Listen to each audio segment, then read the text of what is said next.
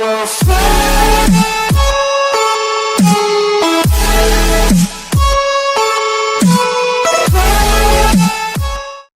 প্রিয় শিক্ষার্থীরা, কেমন আছো সবাই?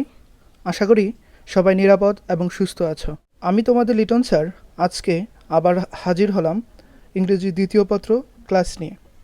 আজকে আমাদের আলোচনার বিষয় হচ্ছে রাইট ফর্ম অফ ভার্বসের দ্বিতীয় পর্ব।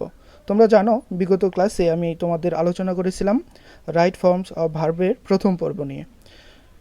চলো তাহলে দেখে নেওয়া যাক আমরা বিগত ক্লাসে কি কি আলোচনা করেছিলাম। রাইট ফর্ম অফ ভার্বসের আমরা 3টা ফর্ম নিয়ে গত ক্লাসে আলোচনা করেছিলাম। সবার মনে আছে কি? ভার্ব 1-এর ব্যবহারটা আমরা জেনেছিলাম, ভার্ব 2-এর এবং ভার্ব 3-এর। চলো তাহলে এখন জেনে নেওয়া যাক ভার্ব প্লাস আইএনজি এবং ভার্ব প্লাস এস বাই এস-এর নিয়মগুলো। প্রিয় শিক্ষার্থীরা, চলো তাহলে জেনে নেওয়া যাক ভার্ব প্লাস আইএনজির ব্যবহারগুলো। দেখো, প্রথমে যে নিয়মটা আমাদের দেয়া আছে সেই নিয়মটা আমরা একটু খেয়াল করি। এই যে কিছু শব্দ আমাদের এখানে দেয়া আছে, now, at present, gradually, day by day, in time, right now, at this moment. এই শব্দগুলো যদি কোনো সেন্টেন্সে তুমি পাও তাহলে ওই সেন্টেন্সে অবশ্যই কী হবে? ভার্ব প্লাস আইএনজি হবে, অর্থাৎ প্রেজেন্ট কন্টিনিউয়াস টেন্সে হবে এবং সাথে অ্যাম, ইজ অথবা আর নিয়ে বসবে। এইখানে তোমরা এক্সাম্পলটা দেখলে বুঝতে পারবে, now my father is going to hospital. তাহলে এই সেন্টেন্সে আমাদের উপরের শব্দগুলো থেকে কোনটা দেয়া আছে? দেখো, প্রথম শব্দটাই নাও। দেখো আমি হাইলাইট করে দিয়েছি। এই প্রথম শব্দটা থাকার কারণে এইখানে কি বসলো? ভার্ব প্লাস আইএনজি বসলো এবং সাথে ইজ অথবা আর থেকে যেটা আমাদের সুইটেবল ওইটা আমরা বসাবো। দেখো, মাই ফাদার, যেহেতু এইখানে সে একজন, তাহলে এখানে কি বসবে? ইজ বসবে। তাহলে এই শব্দগুলো মনে রাখার জন্য আমি তোমাদের একটা কৌশল শিখিয়ে দিয়েছিলাম। এই প্রত্যেকটা প্রথম অক্ষর নিয়ে একটা শব্দ তৈরি হয়, নাকদিরা। নাকদিরা শব্দটা মনে রাখলে তাহলে তুমি এই সবগুলো শব্দ খুব সহজেই মনে রাখতে পারবে। এরপর চলো আমরা চলে যাই দ্বিতীয় নিয়মের মধ্যে। আচ্ছা, 2 নাম্বার নিয়মটাতে কী দেয়া আছে? দেখো, টু ছাড়া সকল প্রিপোজিশনের পর কি বসবে? ভার্ব প্লাস আইএনজি বসবে। আমরা জানি টু একটা প্রিপোজিশন। এই টু এর ব্যবহারটা আমাদের ভার্ব 1-এর মধ্যে ছিল। টু প্রিপোজিশনের পর কি বসে? ভার্ব 1 বসে। কিন্তু টু ছাড়া আর অন্যান্য যে সকল প্রিপোজিশনগুলো আছে, ইন, অফ, ফর, এই প্রিপোজিশনের পর সবসময় কি বসবে? যদি এরপর ভার্ব দেয়া থাকে তাহলে অবশ্যই ওই প্রিপোজিশনের পর যে ভার্বটা বসবে এর সাথে আইএনজি যোগ হয়ে যাবে। যেমন এইখানে এক্সাম্পলটা খেয়াল করো তোমরা, he is capable of solving the problem. দেখো, এখানে আমি অফটাকে হাইলাইট করে দিয়েছি কারণ এটা একটা প্রিপোজিশন, আর প্রিপোজিশনের পর এখানে সলভ যে ভার্বটা আছে এর সাথে কি হয়ে গেল? আইএনজি যোগ হয়ে গেল। এর জন্য হয়ে গেল কি? Solving the problem. তাহলে আমরা অবশ্যই মনে রাখবো যে প্রিপোজিশনের পর সবসময় কি হয়? ভার্ব প্লাস আইএনজি বসে। শুধুমাত্র ব্যতিক্রম হচ্ছে টু প্রিপোজিশনটা। আচ্ছা, এরপর আমরা কিছু ফ্রেজ দেখব বা শব্দগুচ্ছ দেখব যেগুলোর পর সবসময় অটোমেটিক্যালি কি বসে? ভার্ব প্লাস আইএনজি বসে। যেমন দেখো, can not help, could not help, with a view to, get use to, এরপর হচ্ছে would you mind, while, look forward to. এই শব্দগুলোর পর কি বসবে? অবশ্যই ভার্ব প্লাস আইএনজি বসবে। যেই ফ্রেজগুলো তোমরা দেখতে পাচ্ছ এই ফ্রেজগুলোর পর সবসময় কি বসবে? ভার্ব প্লাস আইএনজি বসবে। আমরা একটা এক্সাম্পলে দেখে নেই, would you mind giving me a glass of water. দেখো, এইখানে আমাদের উড ইউ মাইন্ড দেয়া আছে। এই যে আমাদের এই শব্দটা উপরে দেওয়া শব্দগুলোর মধ্যে থেকে এই শব্দটা আছে উড ইউ মাইন্ড। তাহলে এই শব্দের পর কি বসবে? আমাদের নিয়ম অনুযায়ী ভার্ব প্লাস আইএনজি বসবে। দেখো, এখানে কি দেয়া আছে? গিভিং, মানে ভার্ব প্লাস আইএনজি দেয়াই আছে। তাহলে এই নিয়মটা কি আমাদের সঠিক, এবং এই নিয়মের শেষে কি বসে? প্রশ্নবোধক চিহ্ন বসে। এবার চলো আমরা ভার্ব প্লাস আইএনজির যেই 4 নাম্বার নিয়মটা আছে ওইটাতে চলে যাই। দেখো, কোনো সেন্টেন্সে যদি 2টা মূল ভার্ব থাকে তাহলে দ্বিতীয় ভার্বটি কী হয়, ভার্ব প্লাস আইএনজি হয়। এইটা তুমি এইভাবে না পড়ে তুমি এইভাবেও পড়তে পারো। পূর্ণ বাক্যের পরে যদি আরেকটা ভার্ব দেওয়া থাকে, পূর্ণ বাক্য মানে কি subject plus verb plus object, এরকম একটা পূর্ণ বাক্যের পর যদি আরেকটা শেষে ভার্ব দেওয়া থাকে তাহলে কি হয়, ওই ভার্বটা অবশ্যই আইএনজি যুক্ত হয়। যেমন দেখো আই স হিম, আমি যদি এতটুক পর্যন্ত বাক্যটা লিখতাম তাহলেও কি অর্থ প্রকাশ করত। এখন এই পূর্ণ বাক্যের পর সাবজেক্ট ভার্ব এবং অবজেক্ট, এরপরে আবার দেখো একটা ভার্ব দেওয়া আছে, যদি স্লিপ দেওয়া থাকতো তাহলে কি আমাদের আইএনজি যোগ করে দিতে হতো। তাহলে আই স হিম স্লিপিং, তাহলে এই বাক্যটার পূর্ণ বাক্যের পর একটা ভার্ব দেওয়া আছে, তাই এর সাথে কি যোগ হয়ে গেল, আইএনজি যোগ হয়ে গেল। চলো তাহলে আমরা পরের অংশটা জেনে নেই।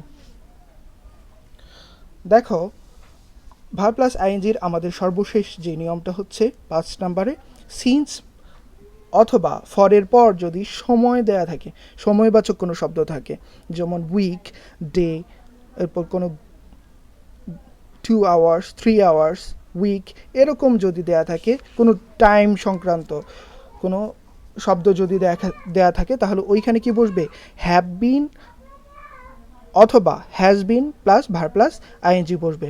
যেমন দেখো এখানে it has been raining since morning, দেখো এখানে কি দেয়া আছে, সিন্সের পরে মর্নিং, এটা কি অবশ্যই একটা সময় নির্দেশক শব্দ। তাহলে এই সেন্টেন্সের মধ্যে কি বসবে, হ্যাভ বিন অথবা has been plus verb plus ING বসবে। যেমন দেখো এখানে কি বসলো, হ্যাজ বিন, এরপর ভার্বের সাথে আইএনজি বসে সেন্টেন্সটাকে পূর্ণ করলো।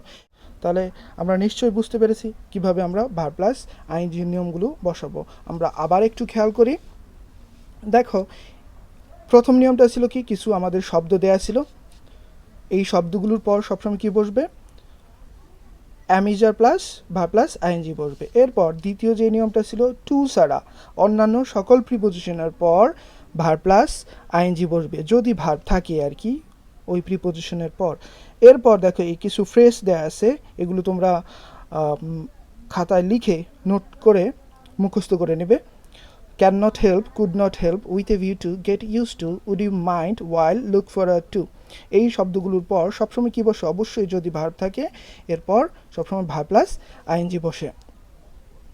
এরপর আমাদের পূর্ণবাক্যের পর যদি কোনো ভার্ব দেওয়া থাকে তাহলে ওই ভার্বটা, দ্বিতীয় ভার্বটাও কী হয়ে যায়, ভার্ব প্লাস আইএনজি হয়ে যায়। এরপর চলো আমরা ভার্বের যে 5টা ফর্ম আছে, সর্বশেষ যেই ফর্মটা আছে ওইটার ব্যবহারটা আমরা জেনে নিই।